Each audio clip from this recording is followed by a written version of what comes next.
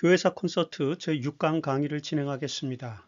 이번 강의는 수도원 제도와 중세 그리스도교 영성에 관한 것입니다. 중세 수도원은 매우 흥미롭고 신비한 연구의 대상입니다. 중세 수도원의 깊이를 이해하려면 사실상 많은 독서가 필요할 것입니다. 이번 강의에서는 중세 수도원 제도의 기원과 발전과 개혁, 그리고 중세 교회에 끼친 영향과 같은 것들을 개략적으로 다뤄보도록 하겠습니다. 서양의 역사에서 중세는 종종 암흑의 시대로 불립니다. 사람들은 중세의 역사에서 마녀사냥이나 또는 십자군 전쟁과 같은 침울한 이미지를 떠올리죠. 그러나 중세 유럽과 교회가 이런 이미지만을 가지고 있었던 것은 결코 아닙니다.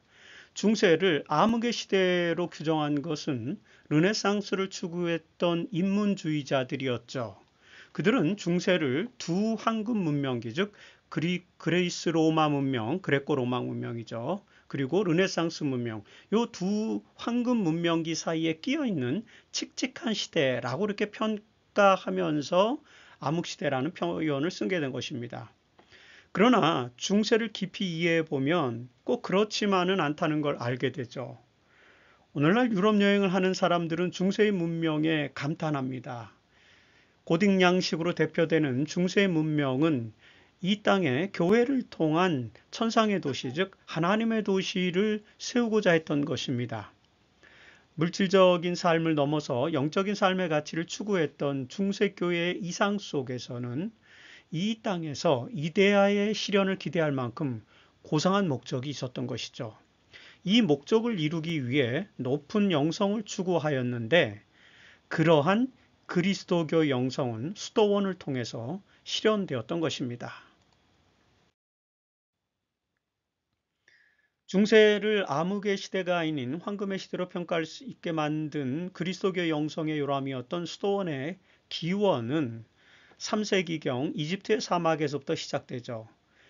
니케아 종교회의의 영웅이자 사막의 수도사로 알려진 아타나시우스가 안토니우스의 생애라는 책을 기록했는데 그 책을 통해서 사막의 수도사들의 신비로운 삶이 알려지게 되었습니다. 특별히 이집트 코마에서 태어난 이 안토니우스라고 하는 인물은 18살 때에 자신의 소유를 다 팔아서 가난한 자들에게 나눠주고 자신의 집 근처의 묘지에서 수도 생활을 시작했습니다. 그리고 30대 중반에 이르러서는 나일강 동편 피르피르라고 하는 곳에 버려진 성체에서 은수자로서의 삶을 살았죠. 이 안토니우스의 고결한 삶과 영성이 알려지게 되자 많은 사람들이 그의 주변에 모여서 수도자의 삶을 따라하기 시작했습니다. 안토니우스는 이들에게 지혜를 전해 주었고요. 그리고 그런 지혜의 내용은 스승의 잠언이라는 모음집으로 전승되기도 했습니다. 이 안토니우스가 보여준 은수자의 삶은 그리스도를 본받아서 청빈하고 순결하며 거룩하게 사는 삶을 추구하는 것이었습니다. 그래서 그와 그의 제자들은 독거 생활을 하면서 일주일에 한 번씩 스승이 거주하는 곳에서 공동예배와 식사를 나누는 아주 단순한 삶을 살게 되었던 것이죠. 자, 안토니우스가 수도사의 아버지로 칭송을 받던 4세기 초에 이집트의 출신으로서 콘스탄티누스의 북아프리카군 보병대에서 근무하고 있었던 파코미우스라는 사람이 있었는데요. 이 파코미우스라고 하는 사람이 군대를 제대하자마자 고향인 테베 근처에 있는 케노보스키온 광야에서 은둔 생활을 시작했습니다. 이 파코미우스는 6년 후인 서기 320년에 나일강 동쪽 기슭의 타벤니시라는 아주 궁벽한 마을로 이주를 했어요. 그곳에는 팔레몬이라고 불리우는 은수자가 수도 생활을 하고 있었습니다. 사실 4세기 초에 가장 극심하게 일어났던 디오클레티아누스 박해, 그 박해를 피해서 수도 생활을 시작한 이 팔레몬이라고 하는 인물은 당시에 안토니우스 못지않은 영성 있는 은수자로 명성을 얻고 있었습니다. 파코미우스는 그를 스승으로 삼고 수도 생활을 하다가 이 팔레몬이 죽자 이제는 홀로 은수자의 길을 걷게 된 것입니다. 그러나 수도 생활을 각오한 수도사들에게도 혼자 사는 이 독거 생활은 결코 만만한 일이 아니었죠. 규칙도 없었고요. 그리고 야만적인 이 독거 생활은 수도자의 삶을 어떤 면에서는 방해하는 요인도 많았습니다. 이런 문제로 고민하던 파코미우스는 어느 날 공동생활단을 만들라는 이상을 받게 됩니다. 비전을 보게 되죠. 그래서 파코미우스는 곧바로 수도사가 되기를 원하는 사람들을 모아서 함께 생활하는 공동생활단을 만들게 되었습니다. 이 파코미우스가 만든 공동생활단은 이제 일정한 규율을 통해서 노동, 훈련, 가난, 복종과 같은 삶을 실천하는 수도사들의, 은수자들의 공동체로 발전하게 되었습니다. 그래서 이 파코미우스에 의해서 세워진 공동체, 남자 공동체가 한 9개, 그리고 여자 공동체가 3개로 이렇게 확대되었는데요. 이 파코미우스 공동체는 결과적으로 중세의 수도원으로 가는 그런 길을 열게 되었던 것입니다. 자, 탁월한 영성을 가진 수도사들에 의해 세워진 수도생활 공동체, 이 공동체는요, 일정한 규율에 기초하여 함께 명상과 기도와 학문 연구를 통해서 고상한 영적 훈련을 받게 됩니다. 그래서 그리스도교 영성을 추구하던 많은 사람들이 바로 이 수도생활 공동체 운동에 가담하게 되었습니다. 이런 수도생활 공동체는 특별히 소아시아를 중심으로 발전하였죠. 특별히 카파도기아의 바실리우스는 가이사라 지방에서 이 수도생활 공동체를 세우고 규칙서와 같은 것을 만들었습니다. 이 규칙서가 나중에 베네딕투스의 교율집으로 발전해 가는 것이죠. 바로 그 규칙서를 만들고 바실리우스 공동체가 이제 함께 만들어져서 영성을 쌓는 그런 동방 지역의 수도원들이 만들어졌습니다. 그래서 우리는 역사가들은 바실리우스를 동방 수도원의 아버지라고 이렇게 부르죠.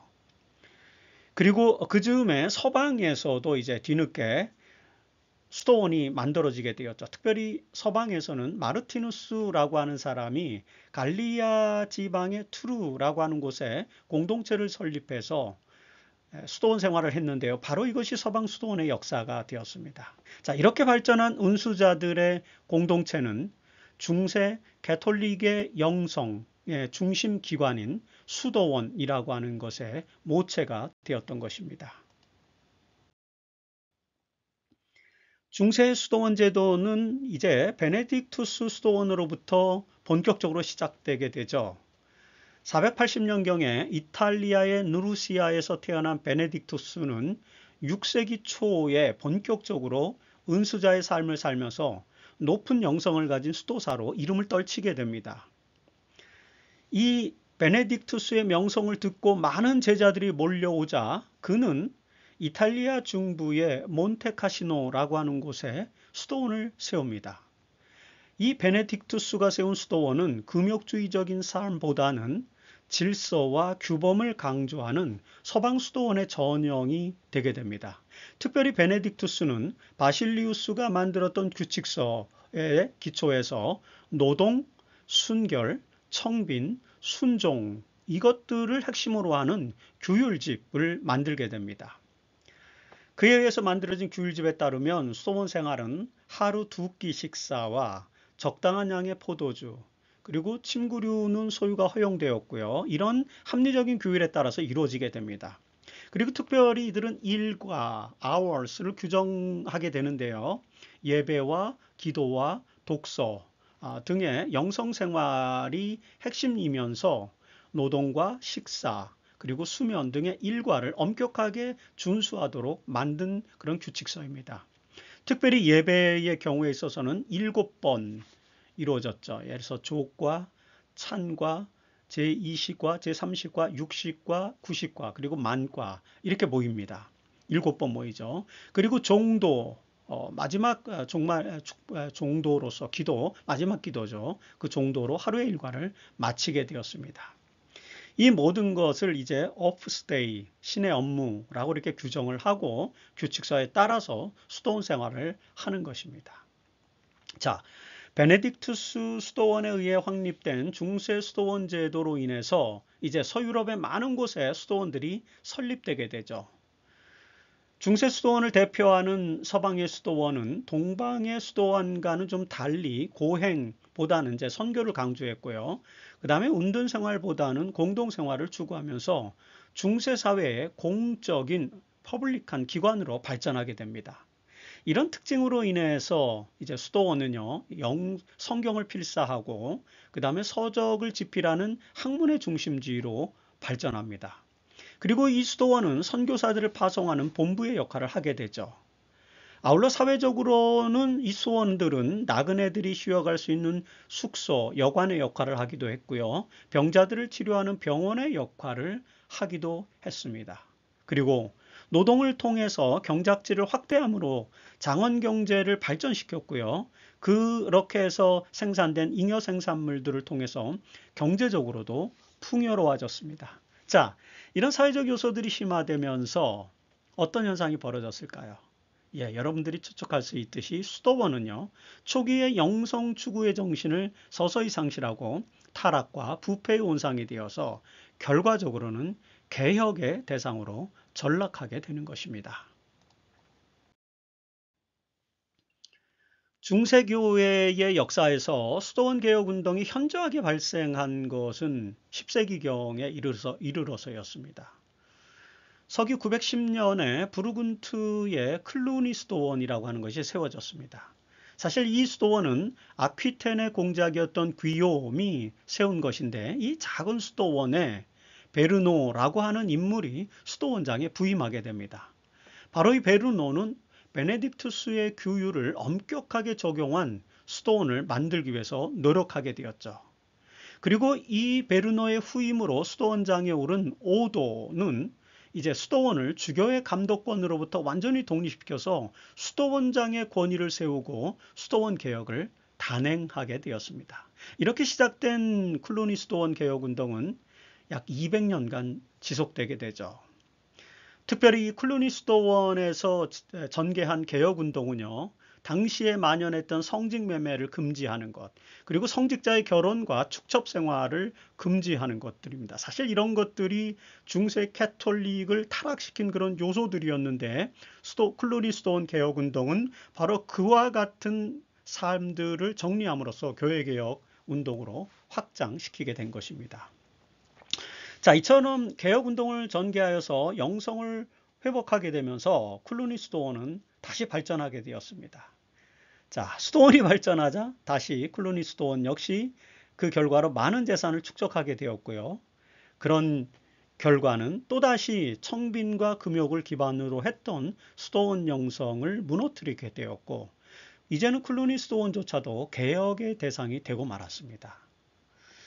그래서 11세기 말에 이르러서 이제 로베르트와 같은 사람들을 중심으로 한 몇몇의 클루니 수도사들이 프랑스의 시르테르스티움이라고 하는 지역으로 들어가서 새로운 수도원을 세웠습니다. 바로 이것이 시토 수도회죠. 이 시토 수도회로 알려진 이 수도원은 청빈과 노동을 강조하면서 수도원 개혁을 다시 전개하기 시작했습니다.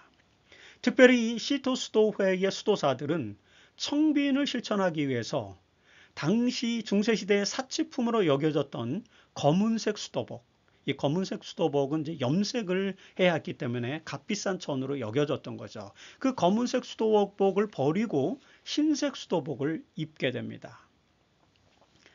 12세기 초에 이르면 클레르보의 베르나르라고 하는 인물이 이 수도원의 시토 수도원의 수도사로 이제 입회를 하게 됩니다. 이 베르나르는 탁월한 설교와 신비주의적 명상으로 이름을 날리면서 중세교회의 영성을 세우는 일에 또 앞장서게 됩니다.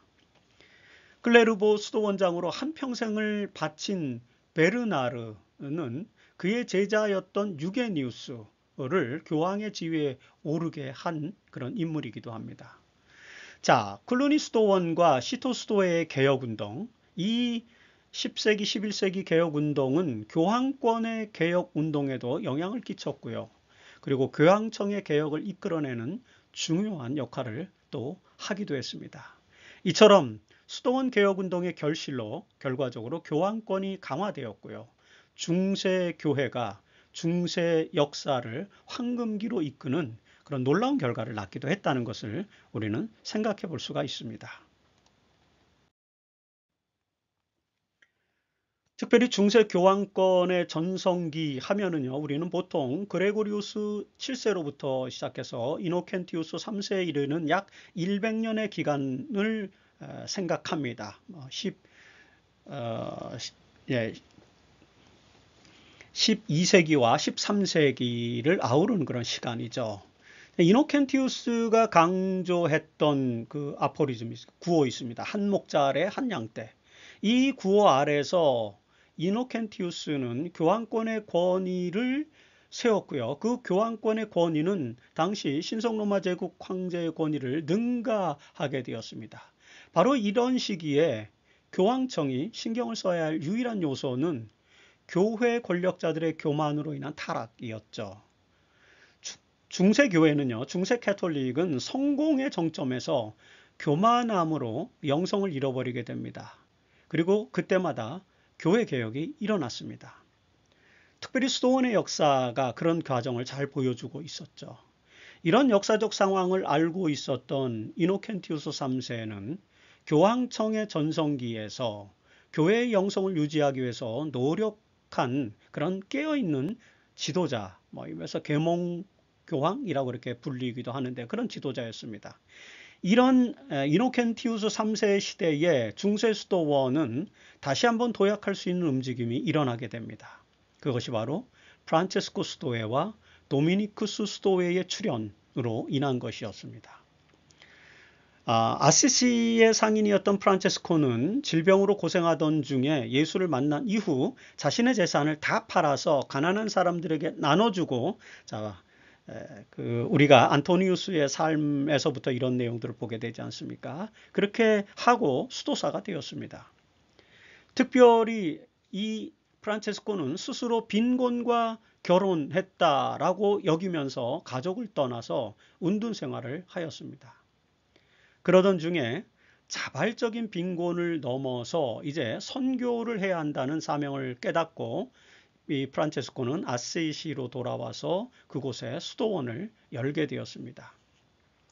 1209년에 13세기 초에 이노켄티우스 3세 교황은 거지 차림의 프란체스코를 내치지 않고 영접했죠. 그리고 이 작은 형제들의 수도회, 이 프란체스코가 제안했던 작은 형제들의 수도회를 정식으로 허가해 주기에 이르렀습니다. 이렇게 해서 시작된 프란체스코 수도회는 갈색의 수도복을 입고 탁발, 즉 종교적 금욕주의자들이 수행하는 동양 행위를 말하는 것인데요. 이 탁발을 통해서 생활하는 등 엄격한 빈곤을 실천하는 수도원으로 발전하게 됩니다. 그리고 이와 더불어서 1216년에는 도미니쿠스라고 하는 사람이 또 하나의 탁발 수도회를 창설하게 되죠.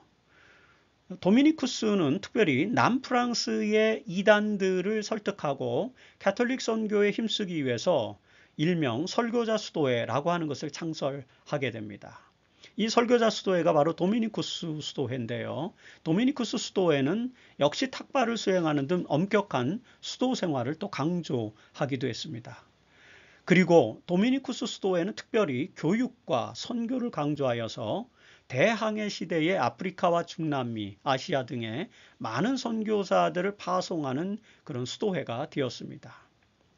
이처럼 13세기 교황권의 전성시대에 설립된 두 개의 탁발 수도회, 프란체스코 수도회와 도미니쿠스 수도회는 청빈한 삶을 실천하고 그리고 선교에 앞장서는 등 모범적인 생활을 통해서 중세교회의 부패를 방지하는 소금과 같은 그런 역할을 하게 된 것입니다.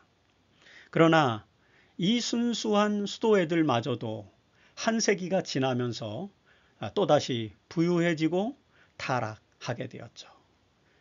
이후에도 수도원 개혁은 계속되었습니다. 하지만 수도원이 결과적으로 그리스도교의 영성을 계속 이어가지는 못했고요. 이제 16세기에 이르면 종교개혁이 일어나게 되는데 그 종교개혁이 일어나면서 중세의 수도원을 중심으로 한 가톨릭의 영성은 근대 프로테스탄트의 경건 운동으로 대체되는 그런 역사를 우리가 맞이하게 됩니다. 이런 역사들은 그 이후의 강의에서 계속해서 말씀드릴 계획입니다. 자, 교회서 콘서트 제6강은 수도원 제도와 중세교회의 영성에 대해서 다루었습니다. 수도원은 중세 황금기를 이끌었던 중요한 종교 운동이었습니다. 아울러 중세 그리스도교 역사에서 가장 중요한 정치적 요소는 신성로마 제국이 등장한 것이죠. 다음에 강의할 7강은 바로 이 내용으로 강의될 것입니다. 중세교회사를 이해하기 위해서 다음 강의도 참여해 주시기를 바라면서 오늘 6번째 강의를 마치겠습니다.